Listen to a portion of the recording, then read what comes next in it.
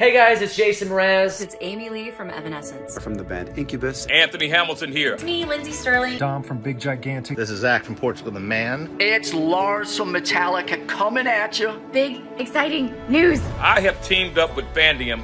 We want you to be our special guest. I'm giving away the chance for one lucky winner to get a private one-on-one piano lesson with me. Nice, that was good. An all expense paid trip, airfare, hotel, and a champagne toast with your man. Win one of my signature Yamaha violins. Your donations will support Headcount, which uses the power of music to register voters. Goes towards the Upside Fund to help families who aren't trying to pay medical bills. Supporting workforce education, the fight against hunger. What it's all about. Join us. Join us. So go to Fandiem.com And donate to win.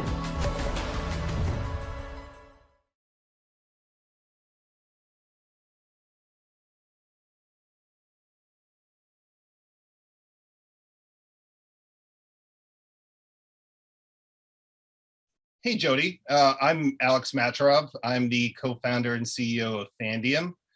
We are a online fundraising platform that works with musicians, bands, athletes, creators to inspire their fans to give back to nonprofits through the power of gamifying auctions and sweepstakes. Hello, Alex. Hello, Jodi. So it's funny because this week was like a crazy busy week of podcast recordings. And so I feel like I feel like you're my first person in the United States. I have literally been in Ukraine, in Poland, in Nigeria, in Italy. And I'm like, I haven't interviewed anyone in the United States all week. This is weird. So Right. Hi, I'm back in the United States. So Welcome back.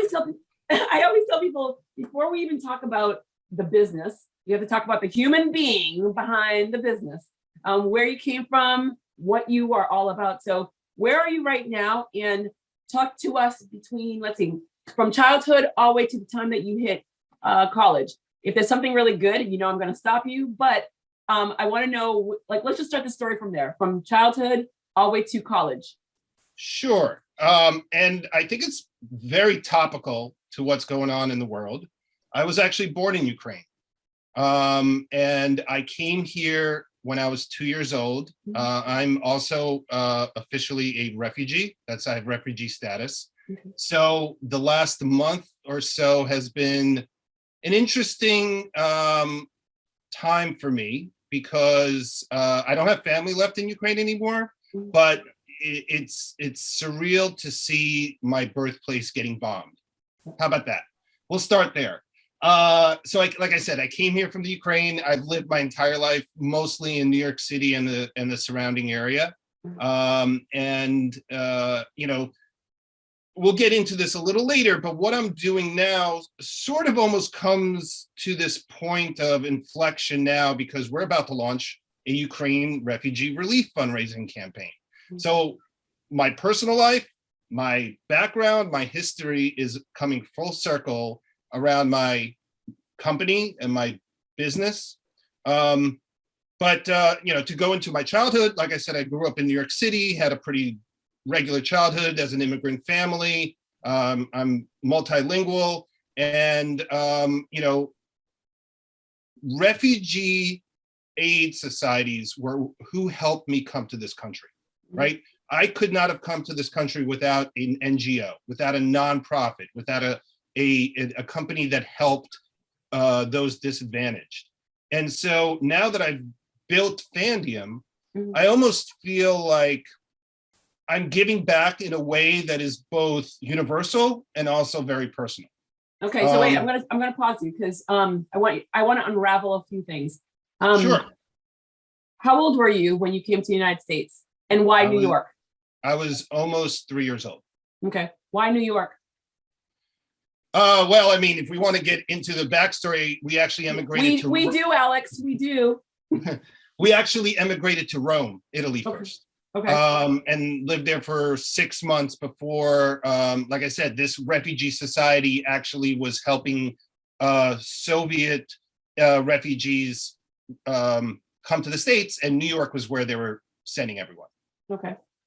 What do you remember yourself versus what you were told? Because there's a lot of, I mean, being 3 years old, do you have siblings? I don't. You don't? Okay, so you're 3 years old and you're seeing, I mean, look, you were watching all these children there with their teddy bears. You see all these images. How old are you? I'm turning 50 this year. I'm turning 53 next month. Look at that. Yay, we're the same age. Yeah. And I'm first generation born from Haiti. So I was conceived in Haiti, born in America. I say that because my mom was 8.5 months pregnant when she came here. And so what do you recall? Because a lot of my memories I remember, but there are a lot of things. It's because my parents said the story so often. I feel like it's my memory, but it's actually not because I don't remember in true reality. So how much of that time do you remember, or how much of the stories have become now your memory? I remember zero because I came here when I was so young, but my quote unquote memories of my upbringing, or at least my my home country, are really coming through stories and photos. And I think that happens a lot. And what happens is eventually, like, you can't tell what's real, a real memory, or what was a memory that came through, you know, like I said, these stories. But you know, the interesting thing, and I won't go too far into it. The interesting thing about being a immigrant from the Soviet Union is your memories are political, right? It's not so much, you know, a memory of my backyard with the sunflowers in the backyard. It's more like the memories are waiting in lines for bread. Yeah. And those aren't real memories. Those are memories that came from me through the stories that were told to me. Have you gone back prior to, have you, like, how many times have you gone to the Ukraine? And this is the sad part. I have not been back. I've always wanted to go back. And since this war started, it's actually become really obvious to me that I may never go back. I may never be able to go back. Yeah. That's like me with Haiti, where people ask me all the time, like, so I have gone to Haiti. I was there in 2019 for my uncle's funeral, and it's in certain areas it's so beautiful. It's literally like it's the Caribbean. I mean, it's lush, it's beautiful, but it's not safe. I mean, if you're Americanized, any Haitian that's Americanized or Europeanized or Canadianized, you're prime picking for a kidnapping. Yeah. And I'm too busy to get kidnapped. And I would be a lot of work to anybody that, if you kidnap me, I'm just going to tell you right now, I'm a lot of work. So you don't want me. Yeah. But it's heartbreaking because you know you have a homeland that you really want to go to. You want to help grow, and it's just not possible to go. So I understand in a different way about not being able to go to the place that you're like, that you're actually from, which breaks my heart. Are your parents still with us? My mother is not. I came to this country with just my mother. Okay. So, and she's no longer with us. So we'll leave it at that. Okay. Do you have any friends or family that have been that are your connections? Like, so your mom, you came here with your mom, but were you able to connect with friends and families of the past? And do you still have those relationships with them now in regard to who you are? Wow, we're really getting deep here. Dude, we are here for an hour plus. Did you think this was gonna be easy? Come on, this is a real conversation. Yeah. No, I'm totally up for it. That's a great question. So I grew up in an immigrant community, and I ended up marrying an American girl, and all my friends were American. Very few of my friends were fellow immigrants. Mm-hmm. So I only didn't really appreciate being an immigrant or of Russian and Ukrainian descent until college time. And by then I had lost track or lost touch with any of my immigrant friends or community.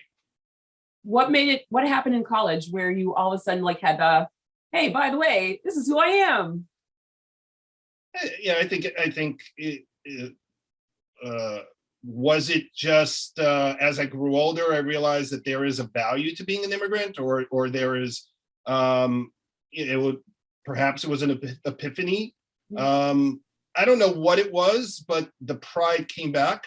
Whereas maybe in my, when you're a kid, you want to assimilate, right? You don't want to be the other.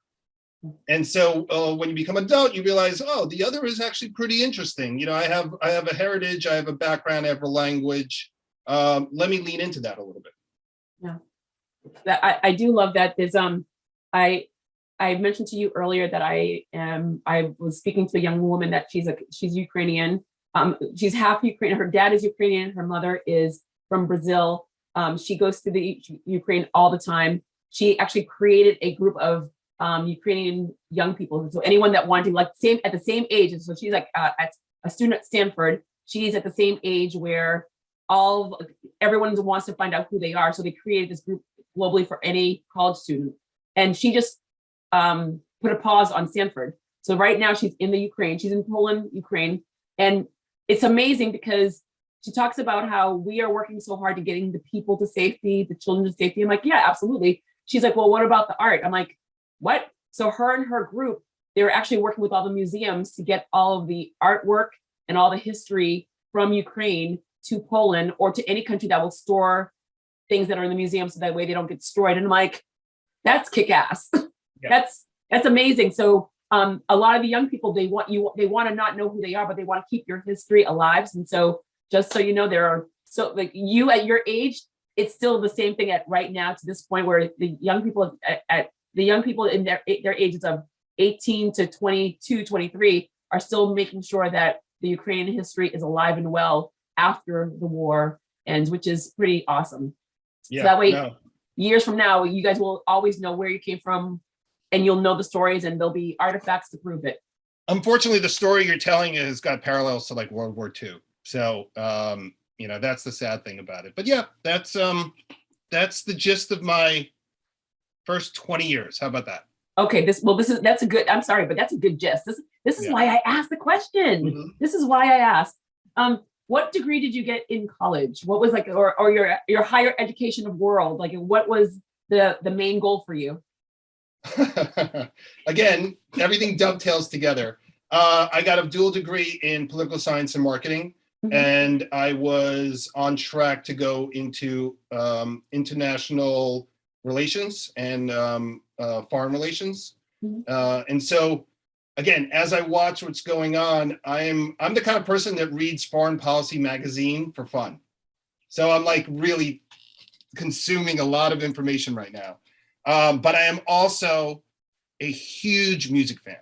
Like it consumes me. It's the soundtrack of my life. I've always been a music fan. So when I was a senior in college, I decided to give up my track and decide to go into music. And that's what happened. And so, and I spent my entire career in the music industry. What did your mother think about that? Because most international kids, we know the rule: doctor, lawyer, engineer, and now technology. What did they think when you decided? What did your mom think when you decided like, I'm going to go in the music field? Because I wanted to go into the theater, and my dad's like, all theater people do drugs, and I'm like, okay. So, I mean, what was it about the music that drove you to change your whole entire thought process of what you were going to do? And by the way, when you had the light on, it was better because like now it's like, oh, now there's more light to you. Just so you know, it was going dark. Yeah. Well, we're being videoed now, but I had the sun was right in my eyes, and so it would have had shadows. But I'll do my best to see what I can do. No, you're good. No, I just want you to know when you're watching the video, when you're like dark to light, just so you know that's what was happening. Yeah, I apologize. I don't remember. I don't think she had a big issue with it. She was just like, whatever makes you happy. Obviously, any parent wants their kid to become a doctor or a lawyer, and I wasn't going in that direction anyway. So she's like, politics, music, what's the difference? What was it about the music? I mean, music like yourself. Like country music is my thing, which people find that so odd. But when my parents came to this country, country music really tells stories. I mean, there are stories that you can hear. And then for me, like we would wake up at, like my dad would wake up 5 o'clock in the morning, classical music. I mean, there was music all throughout our house, jazz and just everything. What was it for you that automatically drove you to that? I mean, yeah, as a young person, music is your life, but music is your life just because it's on the radio, you have a certain artist that you love. What was it that made it a passion for you, for it to be converted into your career? And what was the career that stemmed from it? I think that it's as simple as there are music people and there are not music people. Like, from the moment I think I heard any notes of any music, I said, well, this is something I want in my life every day of my life. And, ever since I can remember, my earliest memories, I've always had music playing, right? And it's not because necessarily my family always had music playing. I consumed a lot of radio, I don't want to say it's in my DNA, not literally, but figuratively, I feel like music's in my DNA. So I just decided this is what I want to spend my life in. A lot of people have a career and then they have a hobby, which is great. And then some people decide I want my hobby to become my career. And that's what I ended up doing. Talk to me about your careers before the business. Can I ask you a question? Can you stop editing so I can turn on, or is it okay for just turn it on? I mean, I don't edit, so okay. It's all good. Usually I have cats that are running over the keyboard. I have dogs barking. I have a UPS guy delivering. So yeah, I'm used to it all. All right. Okay. What was your question? So talk to me about your career before the business. My career before Fandiem. So yes. It's pretty lengthy. I started working as in a recording studio. I also at the time worked at a record label in New York City, at Atlantic Records. I left Atlantic Records to go to Interscope Records. At that point, I joined a small label as part of Interscope and worked there as well, called Nothing Records. Were you a record rep, or were you actually in the studio? No, actually, what's interesting is I started out in public relations, tour marketing, and tour PR. And I should probably caveat that when I say music, yes, music is a huge part of my life, but live music is what really moves me, which kind of comes to fruition a little later when I joined a company that produces music festivals. So for a little over a decade, I was part of a company that was producing some of the largest and most influential music festivals in the country. See, this is what I mean by shadows. Yeah.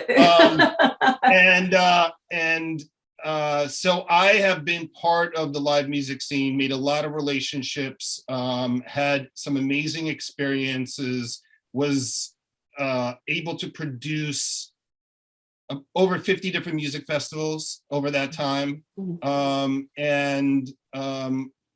And that is where my passion is, and has always been my passion. And I still go to concerts, well, with the exception of the 2 years of the pandemic, I still go to concerts on a weekly basis. I respect your world because I was in your world. So I was a producer of the Maddie in the Morning show here in Boston, Kiss 108, which they had the big Kiss concert. And the shows that we put on were epic. And I mean, and if it wasn't for all the record reps and all the agencies that came and like literally worked with us, I mean, like we just wouldn't pull it off. I mean, so Kiss 108 is known for the big Kiss concert every summer. And the amount of celebrities that I just got to hang with. Because I worked at this company when I was younger in my 20s, I'm so jaded that I was backstage or I was like front row or I was side stage. It's hard for me to go to any show now, only because it's not the same when you're not amongst the hubbub, or when you don't have those intimate shows where they're singing a cappella or they're just like 50 people in a room, and it's a wonderful little dinner with the artist and they're telling you the stories. I'm a storyteller. I love hearing stories, and to hear how a song was created is so much more. So I'm jaded and I've been spoiled, and it's ruined me because I love music so much that if I don't have it in the intimate setting and if I'm not able to ask questions, I don't enjoy it as much because I want to get in the mindset of why this song exists versus what Right. I went from being in a radio producer, television producer, a press secretary for a governor, and being in radio by far. I was a teacher first. I was a second grade teacher. So being a teacher and being in radio, I felt were the same because they're all about stories. How do I tell a story to like really get you to be stuck on it so much that you are reciting my story? When we are singing someone's song, we're reciting that story over and over and over again. And it means more to me. This is why it breaks my heart that we don't have videos like back in the day. That video really solidified that song in your head, in your heart. And we could still talk about it years and years and years later, no matter how many decades goes by. Yep. Do you play an instrument? I'm so sorry, go ahead. You play the drums. Yeah. I find, it's interesting what you said about being jaded or being spoiled. It's really one of the things that helped me launch what I'm doing now, right? So to your point, I've been backstage so many times. I've seen shows from the side of stage, from that perspective, from the artist perspective. I've met artists. I've had all access passes, basically every show I've ever done. Yeah. Again, it is a little difficult to go back into the general admission of a show, and I don't typically do it. The nice thing is I do have the ability to call a friend and say, hey, do you have an extra pass or two? But I try not to overdo that. The reason why I bring it up is when my partners and I launched Fandiem, which is what we're doing now. My partners also are former festival people. So we all come from that perspective of been there, done that, and had the most amazing experience. Mm-hmm. But the average fan doesn't really get that access, right? Yeah. The average fan is just happy that they get a seat at a show sometimes. Yeah. And so what we're doing, and we can get into Fandiem a little bit more. Yeah, absolutely. We're taking that perspective of these once in a lifetime experiences that are not offered to the typical person, mm-hmm. and trying to offer that to them. And by doing that, you're also fundraising and donating to a nonprofit. So everyone is happy in the end. Well, let's dive into this. So walk us through how Fandiem works. So we're a digital platform in which we run sweepstakes, auctions, other kind of gamified type of contests in partnership and with artists and with festivals and with venues. So we're not a broker. Because of our backgrounds and our relationships, we have the ability to actually call up a manager for an artist and say, listen, what is the nonprofit that you guys support? What cause do you support? What are you passionate about, right? Mm-hmm. And let's engage your fan base and let's inspire your fan base to donate to that nonprofit. And in return, let's come up with this kick-ass prize, right?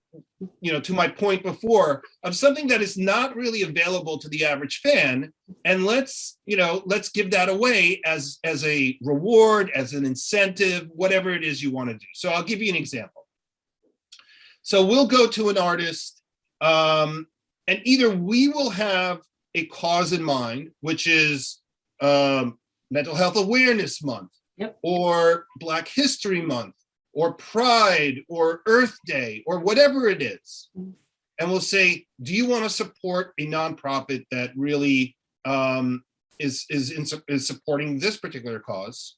And or the flip side, there are a lot of artists that have their own nonprofit. Mm-hmm.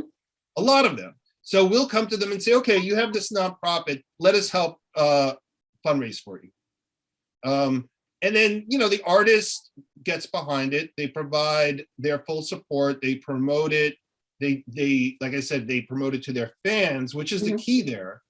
And they're almost giving a stamp of approval to this particular prize by saying, I support this. This is my cause. My fan base, please be part of this. When I was in the music biz, I feel like I will always be, it's part of my heart. We would have a Make It or Break It. So Friday nights we would have Make It or Break It. This is a dating kind of totally dating myself right now, because Make It or Break It, an artist would come out with their cassette. We'd play it on Friday if we loved it, we would call up the record reps. If we didn't, we would break it with a hammer. And back in the day, a good cassette cost a lot. So if we broke with a hammer, it stopped. But they had an opportunity to give out their best opportunity to be seen. So many artists today are frustrated because we have great talents. We're seeing them on YouTube. We're seeing them on the old, like MySpace still exists though. Like they're finding their ways to be on different platforms, because if you are a Paul McCartney, if you're Paul McCartney, if you are a, like a, I don't know, like a big artist, you're going to get a show, you're going to get a lot of play, you're going to get a lot of visibility. The newer artists are not getting the same kind of visibility, because back in the day when if they didn't go to their local radio programs, they would go onto a teeny bopper show. So on the WB back in the day, and now CW, they would end up on a teeny bopper show, thus they would build their following. Mm-hmm. How do you work with up and comings? Because look, during the pandemic, we clearly saw so many up and comings, or you're like seeing the up and comings on these, the singing shows. How are you finding them, and how are you working with them, or do you even work with them? Honestly, at this point, we don't work with too many up and comings. When we built what we built with Fandiem, we almost made a promise to all the nonprofits that we support that we're going to fundraise and make an impact, right? And that means trying to work with artists big enough to drive, a decent amount of donations to their cause. It's, we're asking the nonprofit to support it. We're asking the artists to support it. We want to make sure that in the end, we're making a difference. Okay. The thing about working with smaller artists is smaller artists don't have the larger following. And the secret sauce here is with our marketing and with our advertising in combination with that fan base that the artist already has, we're going to be driving donations. If the fan base isn't there, right, it becomes more difficult. And in the end, we're not really making an impact that much. Now, that being said, we are going to expand into open source, meaning that we will let artists build their own campaigns and we'll run the back end of it, know? And that's something that we're going to do this year. We're going to launch it this year. But right now, if you look at our roster, we've worked with some of the biggest artists in the world. We've worked with Imagine Dragons and Metallica and Pearl Jam and Eric Church and Martina McBride and Kesha. And, you name it, there's a whole bunch of artists that we work with. And eventually we'll get to that open source ability to let any artist or any athlete or any cause utilize our platform. March 2020, the buzz is happening. Well, the buzz starts in February 2020. And then all of a sudden, now the world is being shut down. The world is shut down. Like it's like literally has never happened before. Even 100 years ago, when there was that last pandemic, the world didn't shut down. So you are dependent on these shows. You're dependent on, like, charities around the world have suffered dramatically because you're dependent on people coming to your event to be part of something, to make change. Whether it's a running race, whether it's a concert, whether it's a big dinner, it's a game changer that the world is shut down. What did that do for you and what you're trying to accomplish? Because we've never seen it. It happened. A lot of musicians, not only the person that's performing, but the entire team around these groups are now suffering. What did that do for you, your company, your ideas, and also just the future of where your company is right now? Well, you're touching upon the origin story, where we started. March 2020, everything I was doing shut down, like you said. Every festival I was involved in, it almost happened in the matter of like 7 days. It was the week of March 14th, 2020. By the end of that week, every one of my clients, everyone I was working with was shut down. That spring is when I got together with some of my co-founders, and originally the idea for Fandiem was, we have friends in bands, we have friends at festivals, we have friends at venues, they're all suffering. Their income is completely lost. They can't tour, they can't play live. As we all know right now, really, no one's making money off of Spotify, no one's making money off of sales. They're really if you're an artist, no matter what level you are, your income is coming from live music, right? And they lost it. So we launched Fandiem originally as an idea of helping our friends in the music industry to make up some of them that money they lost. So, you ask about spring of 2020, it's basically the reason why we launched our company. We ended up pretty quickly after talking to a bunch of artists, realizing a lot of them were saying, this is great, totally get what you guys are doing, but there are a lot of people suffering right now. Let's find a nonprofit and instead let's help that nonprofit. Yeah. And we quickly pivoted from helping the music industry to helping nonprofits with the aid of the music industry. And that's basically our model now. And it's, sometimes you have to take a really difficult situation and find a solution for it. And we feel like we found a solution. Who was that first artist that you talked to that jumped on board, and what did it look like? So I know what you, I don't know, but when you first created this to help the artists, what did it look like? And who was that first artist that you worked with that like got you to open so many more doors to where the company is right now? Because the pandemic definitely changed a lot of different business models for the better and some for the worse, but for the better, a lot of smart, savvy people were able to I'm going to change this right now to do it better. So maybe actually the question should be, who is the person that called you out on, there's people that need help. And then for you guys to be smart enough to we can sit there and help other people. I don't think it was anyone that necessarily called us out. It was just a lot of conversations we were having. I will say the first thing we launched was out of a relationship we had, because we have some roots in New Orleans, right? And there's a venue in New Orleans called Tipitina's, which is an iconic, internationally renowned venue that is part of the fabric of the city, at least and music's part of the fabric. So it all makes sense. Tipitina's, because of the pandemic, was about to shut down for good. Yeah. Period. They were going to lose their building. They were going to lose the venue. And so we said, okay, this is the opportunity. We're going to run a benefit called Save Tips. Okay. And we're going to build a live stream benefit show, which we did. Mm-hmm. And we are going to build a whole bunch of campaigns around prizes in partnership with Tipitina's and artists in New Orleans, like major artists in New Orleans, like Trombone Shorty and Big Frida and these type of artists. And we launched it and it crushed. This is exactly where it's important, there are a lot of fans on a global scale that love Tipitina's. When they go to New Orleans, they make sure they go to Tipitina's. And they all opened up their wallets and they said, we want to help Save Tips. And we're happy to say that we did. Tipitina's is around and they're putting on shows now, and we were a part of that. That just makes me feel really great. Especially because, as we see that there was another storm in New Orleans, New Orleans is continually just hit over and over. I don't know who did what. I don't know what the universe is saying. I don't know who made a deal with the devil. I don't know what the hell's happening there, but it gets hit over and over and over again. But yet people still come and it will always survive. So I'm always happy. There's a pro and con of New Orleans, but I went to University of Houston for a short bit, and I have spent many, many, many of dollars and many, many, many of hours and days in New Orleans. And every single time I go, and it feels like it's a home. Being Haitian, it's like the Creole feel, the island feel. There's something about it that just draws you in, which is amazing. And I love the fact that you found a way to keep something alive.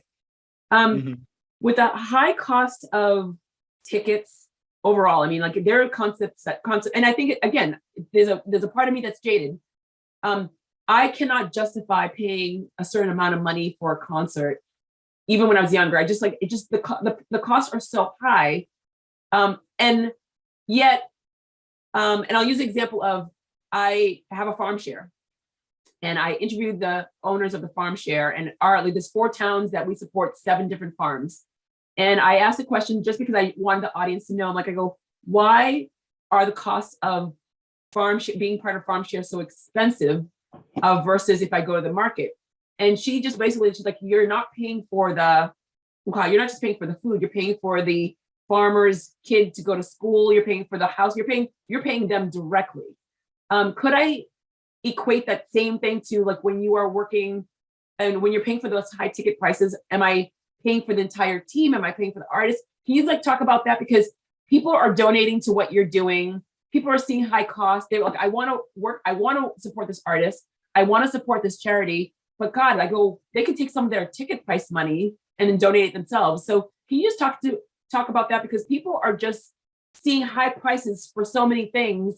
And yes, they love this artist, but golly gee, the prices have gone higher and higher and higher and higher for everything. So some people might say, I want to support, but I can't justify all this like the high dollars. Yeah, I mean, this is. I'm sorry, it's a very thick question. Yeah, it's music industry 101. I mean, the artists make money, the venues make money, the promoters make money.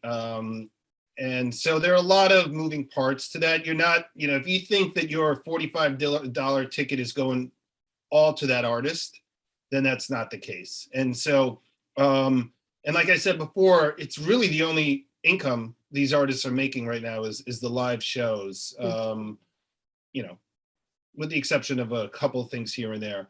The margins around live music are very thin. It's not as lucrative a business as you think it is. It may be glamorous, but it's not as lucrative. So, if someone is out there saying, these tickets are really high and I'm just, putting more money into the pockets of some of these big artists, there's a lot more that goes into it. Their crews, it's expensive to produce shows. It's expensive to go on the road, especially in since the pandemic and in this day and age. One of the byproducts of the pandemic is, there was a trucker shortage. And if you're a major artist or even a B-level artist or mid-tier artist that's touring with a truck and a stage setup, there was no way to get on the road after the pandemic. So suddenly things got more expensive. So, I think it's a little naive to just say the ticket prices are so high and everyone's getting rich off of it. It really isn't.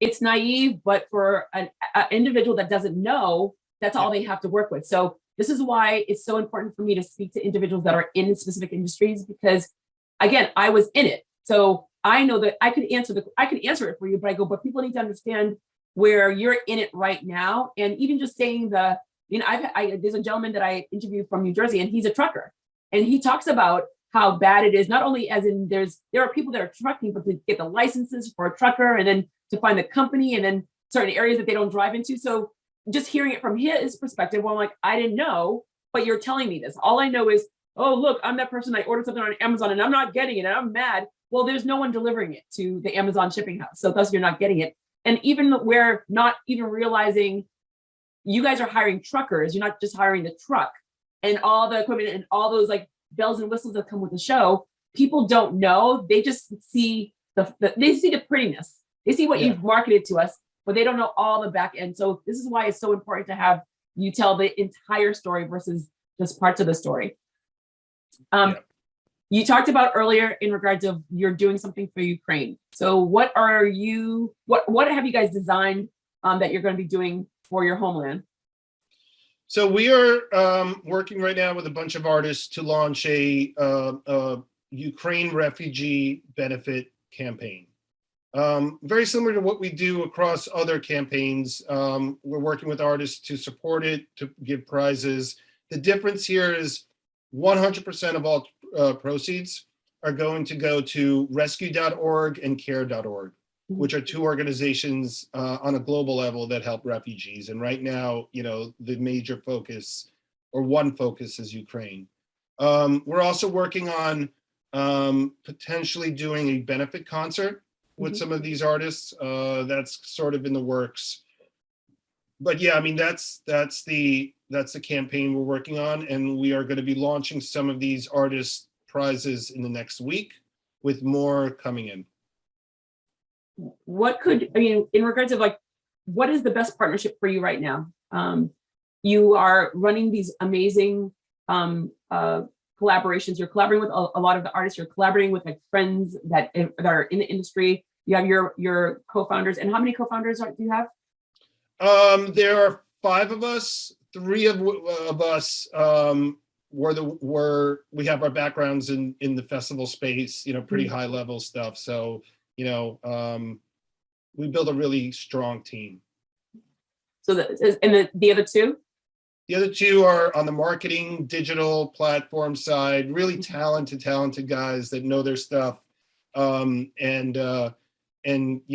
it's a digital platform. So without them, we wouldn't be able to be up and running. Which, again, technology is like, it literally is a game changer for a lot of different companies.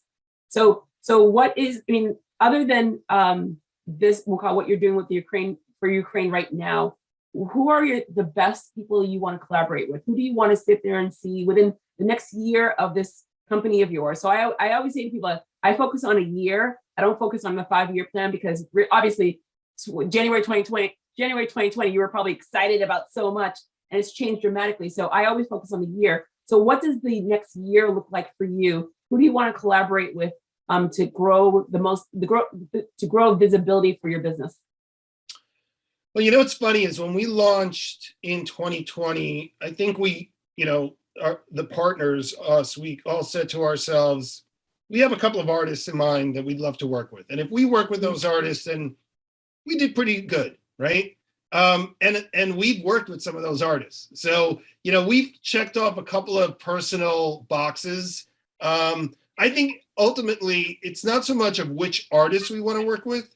We want to work with artists that have really passionate fan bases. We want to be able to work with artists that can speak to their fans, have an ability to have a dialogue with their fans, inspire their fans, and maybe they get inspired by their fans too, right? So it could be hip hop, it could be country, it could be heavy metal. As long as that artist has a fan base that really kind of believes in them, then we think there are going to be really successful programs in the future.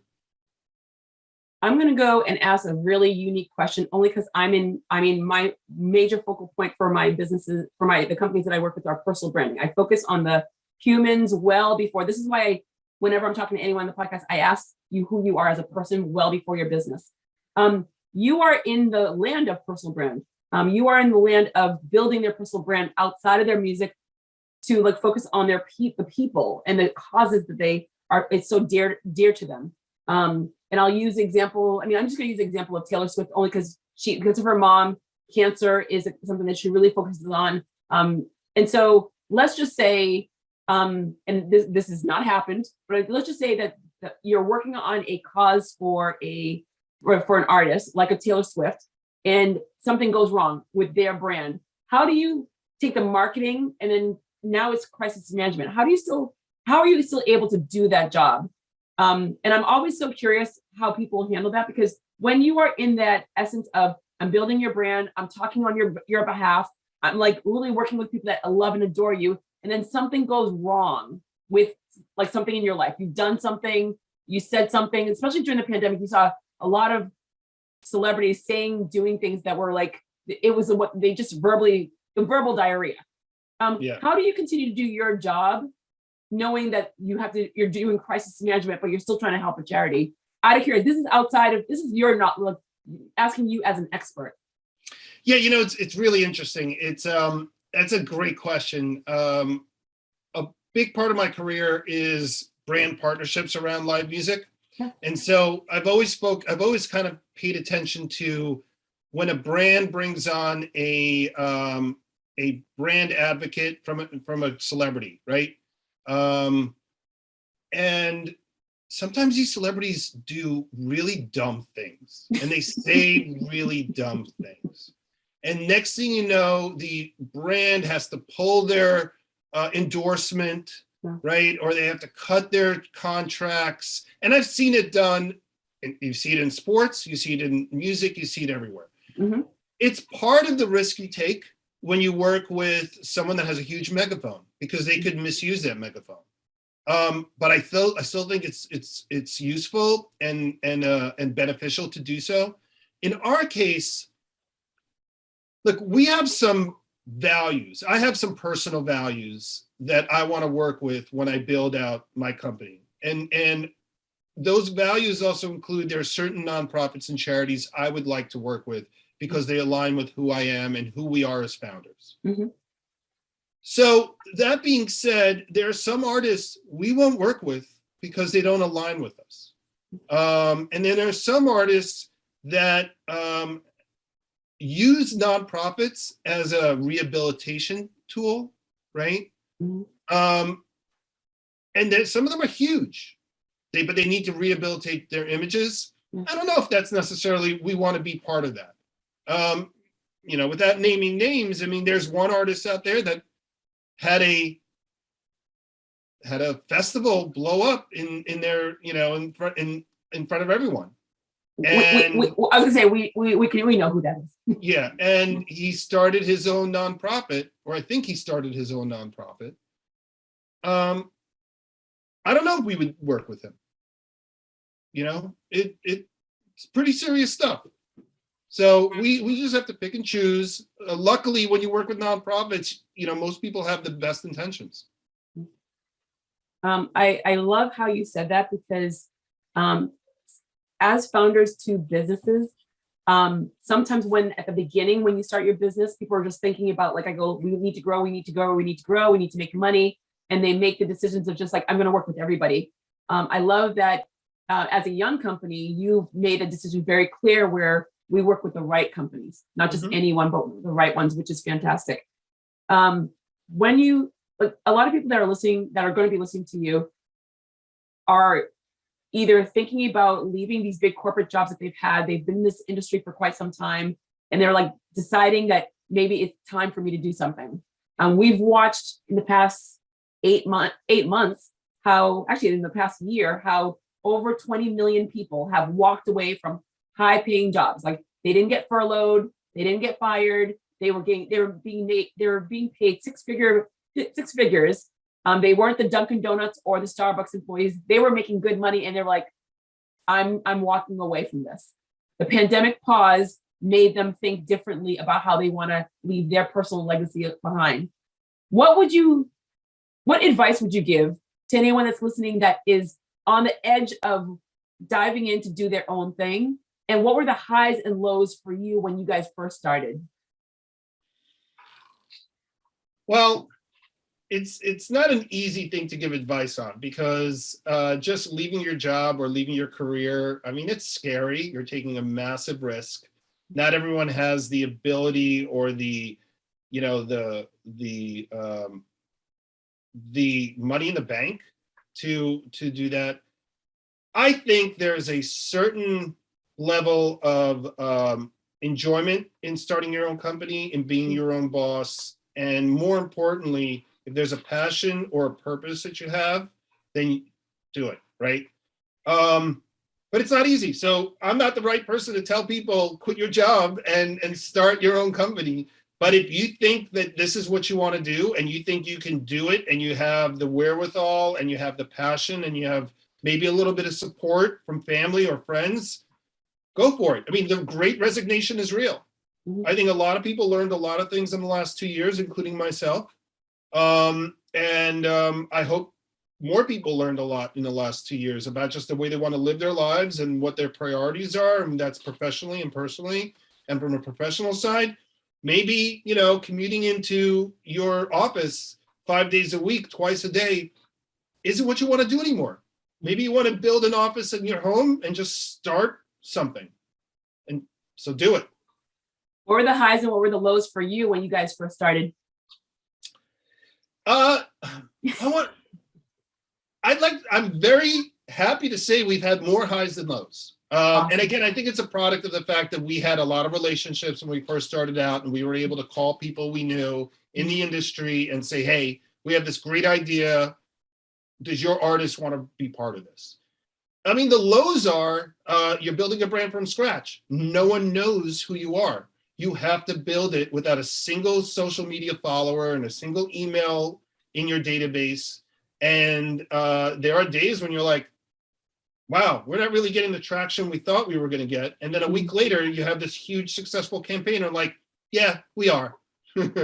So far, so good. The lows are basically like let's just put it this way. I'm gonna use an example that I've been telling people on my team, and also I don't know if you're a sports fan. Oh, I probably shouldn't even go here, but well, no, I it's funny. I love sports. I'm not dedicated to one sport, but I love watching sports. I mean, I could have sports on all day, every day, but I'm not dedicated to one sport because I travel around the world and I love going to soccer games overseas. And you're like, it is like so crazy when you go to a soccer game, but then you can go to a lacrosse game and same thing. So I love all sports because of the community that's around sports. Right. Well, I'm going to use an analogy that I use quite a bit. I'm a huge baseball fan. Just love the sport.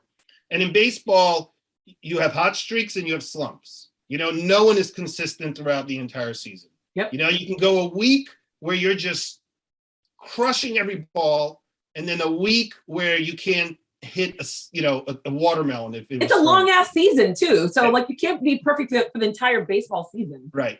So the saying goes, you're never as good as your hot streak and you're never as bad as your slump.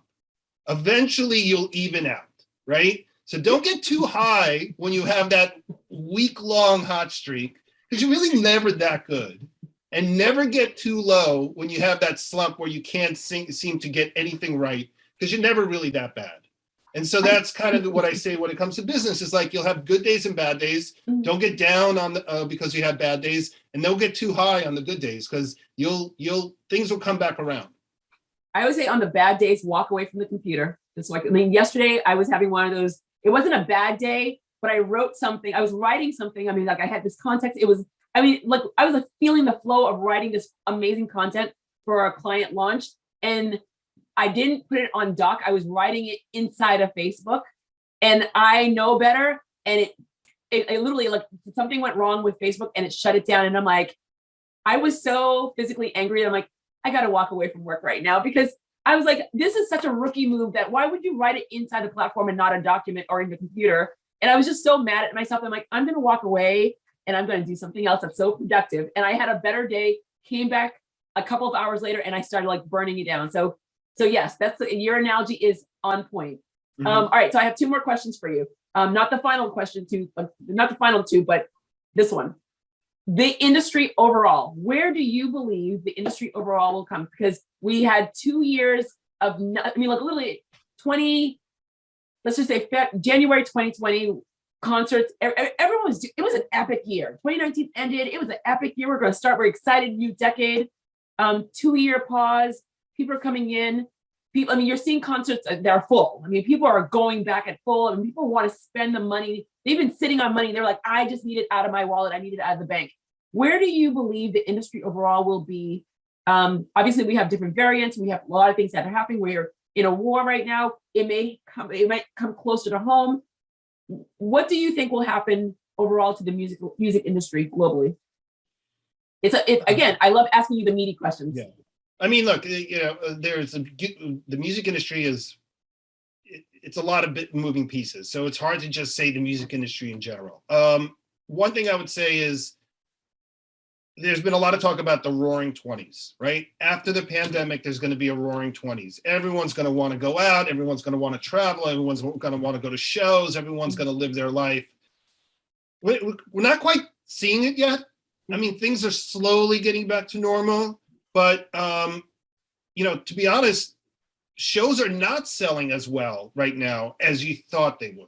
Like, they're selling fine, but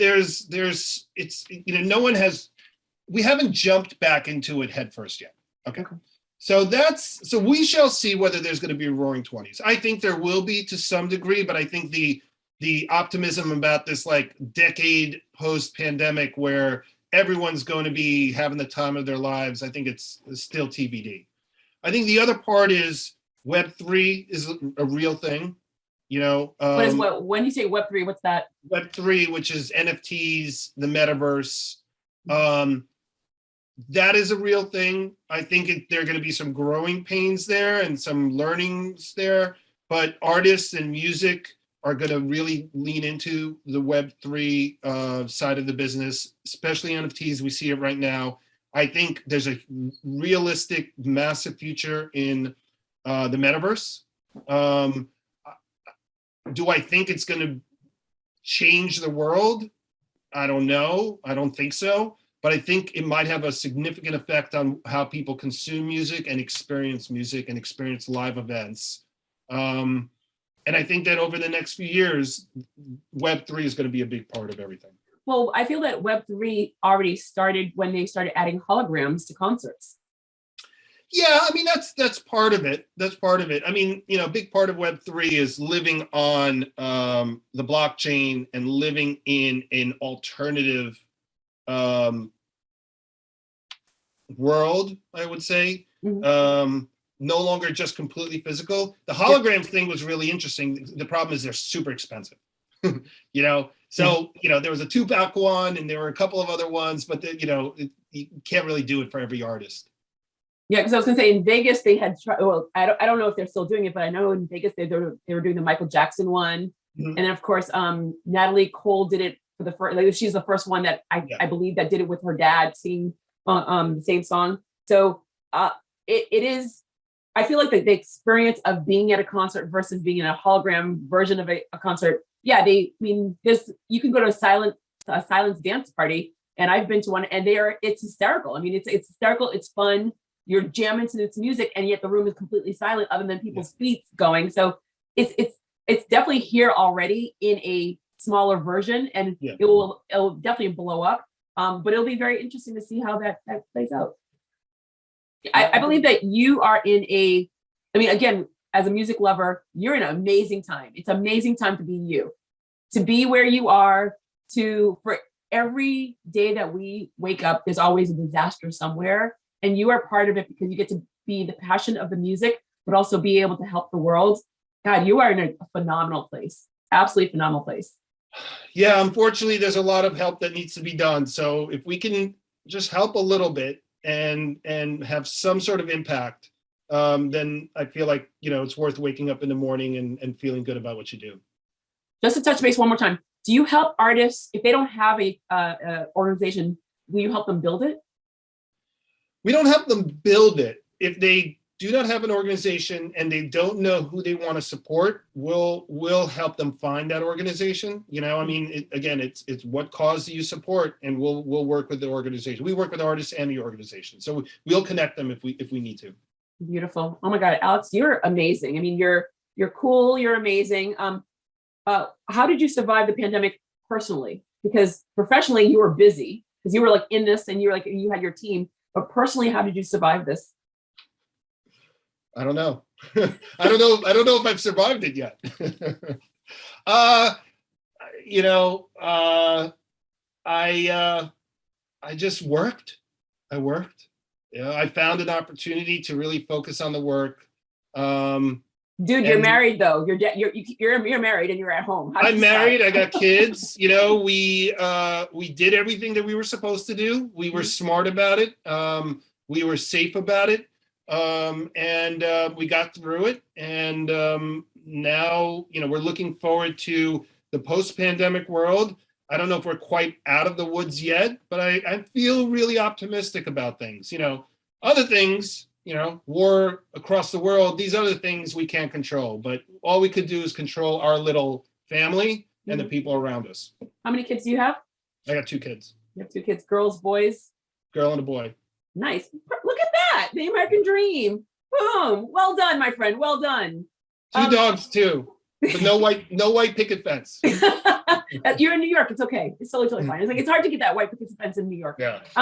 One of my MBA classmates, he's Ukrainian, and he has 2 boys. And I asked him, like, how do you talk to your kids about this? He goes, I don't know how to, because they hear us on the phone. They hear us checking on everyone all the time. They hear us checking on their grandparents, but they're quiet. So we think that they're fine. I'm like, so how do you talk to your kids about this? Well, I mean, are you talking about Ukraine? Yeah. Because you went from 2 years pandemic to, I mean, so it's just this constant flow of like, holy crap. You know, I feel bad for kids these days a little bit because they've been living through a really difficult time. I mean, no one under the age of 15 should have to lock themselves into their home for 2 years and be scared of going out and socializing with their friends, right? it was tough, and I feel like those formative years, they lost something really important. So now suddenly they go from one crisis to another. My kids are older; they're a little older. They're teenagers, so they understand what's going on. I think more importantly, they see that I have a personal connection to it. I speak Russian, right? Their grandparents and their uncles and aunts are from that culture. So not uncles and aunts, great uncles and aunts. They just, I think they feel like it connects to them, but they don't, I don't think they lose any sleep over it right now. Well, I always say to people that I am passionate and I care only, literally, I will say this, I care only about young kids. I was a teacher, young kids and olders. I mean, the aging. Everyone else in between will figure it out, but those are the groups that I focus on, because older individuals, it hurts their hearts. They don't talk. Young kids, it hurts their heart and they won't talk. And when they don't talk, it's like it's all internalized. And so I always ask, how are the kids doing? So for me, I always check in. Just a check in. All right. So I've taken more than enough of your time. I appreciate it in so much. I mean, you're doing so much that is good. I love that there's a connection of what I get what you do. I understand it wholeheartedly because I was in that world. I think it's a blessing for me because marketing and branding is what I do, but I've been lucky to do it in education, in the media, whether in radio, TV, and in government. So I'm able to have a conversation with a lot of people, and I'm first generation and I travel around the world. So I'm happy that I have this crazy background, but I'm able to connect with so many people on what they do. And I'm so thankful for you. I'm thankful because I don't work with PR people ever. I don't ever work with PR people, but your awesome PR person approached me and said, I have a really great person. And I always, whenever I hear that, I'm like, she sent me all this stuff. I'm like, I don't read stuff before. I don't read anything about people I interview. She's like, why? I go, because I'm a human and I can actually talk. I know how to talk. So I don't ever read anything about you until afterwards. That way I could just promote you. But she did good. I'm going to give her a round of applause. She did good because you were legit. I'll give her a round of applause too. Look, I'm a talker. I love having conversations. I'm a people person too. So any opportunity to just talk about anything. I can talk about business. I can talk about politics. I can talk about music. I can talk about, I'm not part of a farm collective, so I don't have much to say about that. But I'm happy to talk about anything. So I really enjoyed this. Thank you. No, and for me, I'm old school radio where we gave you an opportunity to talk. We didn't give you sound bites. And so for me, it was extremely important where I want you to talk. And at the beginning, you're like, oh, we're going down this road. I'm like, dude, we got time. We are going down the road. So I'm so happy that you were able to talk and tell your story. And so as we end, the way that I end for everyone is I ask the same question. No matter how many times I bring you on, I will always ask you the same way. I ask you if you have a personal ask and a professional ask. What would be your personal ask and what would be your professional ask? We ask about our businesses all the time, but we don't ask for ourselves. So that's why I give you 2 opportunities. When you say ask, I'm not sure I follow when you say ask. Is it personal goal, business goal, or ask? Am I asking someone to help me? Anyone that is listening to you right now, if you were talking about your business, like I want funding, I want more artists, what to ask for your business. But I'm also I'm doubling down by asking you, what would you ask? What do you need for you in this moment of time? What do you want the universe to hear? Oh, wow. Okay, I'll start with the business. From a business side, all I ask is for artists and athletes and creators to give us a chance to help them help nonprofits. So all we want, we will prove ourselves. And we will help you do good. We will help your fans give back. That's it, because we're confident that we'll do what we can do. On a personal side, this is where the Gen Xer in me comes in, right? I don't know. You're a Gen Xer too. Right? I am. And there's a certain personality quirk about Gen Xers in that we were brought up feral, right? We were brought up not coddled, generally. And we were also brought up to not ask for help, right? We were brought up, you figure it out yourselves. So I am really a quintessential Gen Xer. Like, I don't ask for help. My perspective is, if I need something, I'm going to go out and get it. And so your question is really difficult for me because I don't ask for help. I don't have asks. So I'll just tell you what my goal is. And maybe it's an ask. Maybe it's an ask of a higher power or something. Is just let me have the opportunity every day to grow. You know, every day, if I can do something, read something, experience something, learn something that makes me grow, even incrementally that day, that's all I'm asking for. Yeah, there you go. That's what I'm asking for. I swear to God, I thought it was because I was raised by my dad. I hate asking for help. It is literally the most painful act in my life to ask for help. And I do it, but I hate it. It's like I have to prepare myself to do that. So thank you for saying that it's a Gen X thing. It's not just like, I thought it was because it was the way I was raised. No, I think everyone's raised differently, and it probably is how you were raised, but maybe it's how I was raised. But no one I know asks for help. Everyone I know figures it out first. Yeah. Honestly, at least in my age group. Oh my God, like you just gave me a moment of like the aha moment, like, wow.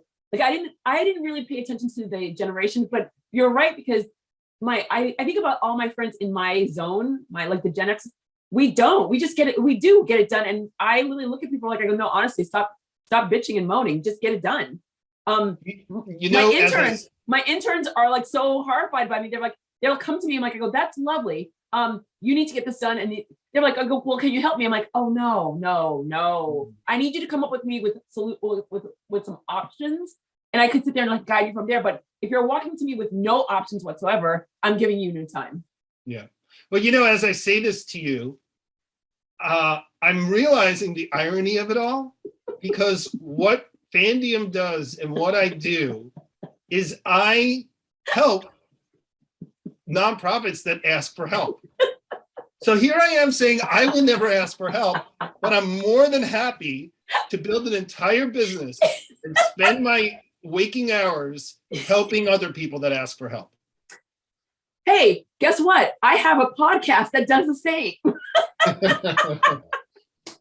Yeah. Oh my God, Alex, thank you so very much for your time. You are awesome. You are absolutely awesome. I'm literally going to email your PR person again. I don't like working with PR people, but she did great. I love you. All right. Well, thank you. I really had a blast. Like I said, love talking, love having a conversation. And hopefully we'll be able to cross paths again. We will definitely do this again. I've interviewed a lot of people in New York, and I said, I promised them, I will come to you. I feel like I'm going to just do a tour just to see how you guys are all doing. Come on out. It's a great city. I do day trips to New York, and everyone's like, why? I go, because it's 3.5 hours the way I drive. Yeah. All right. Bye, well, thanks a lot, Jodi. You too. Bye. Bye-bye.